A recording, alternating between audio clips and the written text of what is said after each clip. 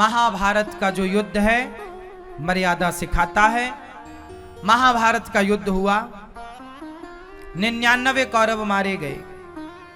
महाभारत युद्ध क्यों हुआ, इसका एक मूल कारण और भी था कि महाभारत के युद्ध में यदि धृतराष्ट्र सही सही बंटवारा कर देते, पांडवों का पांडवों को दे देते, कौरवों को कौरवों का, तो भी महाभारत ना होता।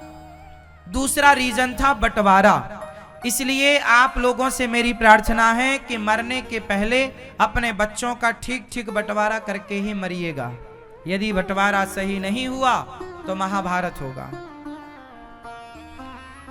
99 कौरव मारे गए।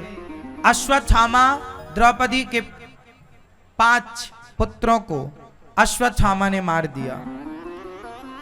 भीम भैया ने जब दुर्योधन की जंघा तोड़ी, सेनापति नियुक्त कर दिया गुरु द्रोणाचार्य के पुत्र अश्वत्थामा को। अश्वत्थामा ने द्रौपदी के 5 पुत्रों को सोता हुआ मार दिया।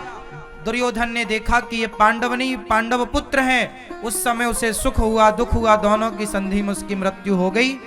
परंतु अर्जुन ने देखा कि मेरे पुत्र का हत्यारा अश्वत्थामा है, कृष्ण को सारथी बनाकर मारने पकड़ने गए तो अर्जुन को मारने ब्रह्मास्त्र चलाया अश्वत्थामा ने।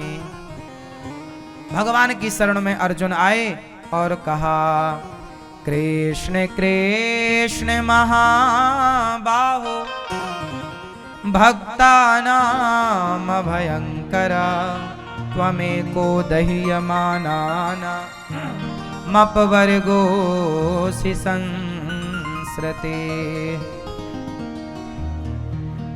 हे प्रभु मेरी रक्षा कीजिए, हे प्रभु मेरी रक्षा कीजिए।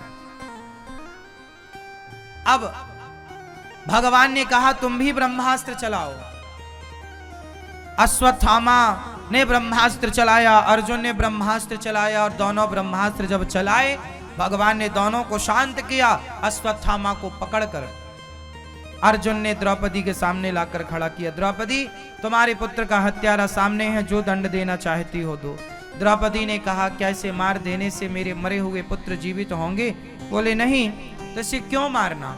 द्रौपदी के अंदर दया है। देखिए दया धर्म का मूल है, पाप मूल अभिमान। और तुलसी दया न छोड़िए जब तक घट में, दया कभी मत छोड़ो। दया धर्म का मूल है, दया ही धर्म है, इसलिए दया ना छोड़ो। द्रौपदी ने कहा इसे छोड़ दो। द्रौपदी के अंदर करुणा है ना, दया। और दया किसके अंदर होती है? सबसे ज्यादा दया किसके अंदर?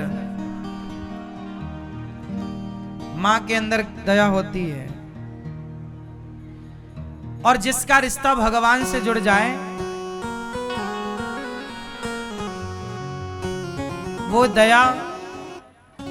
हाँ, द्रौपदी एक माँ है, 5 बेटे के मरने के बाद भी बोली कि क्या इसे मार देने से मेरे मरे बच्चे आएंगे?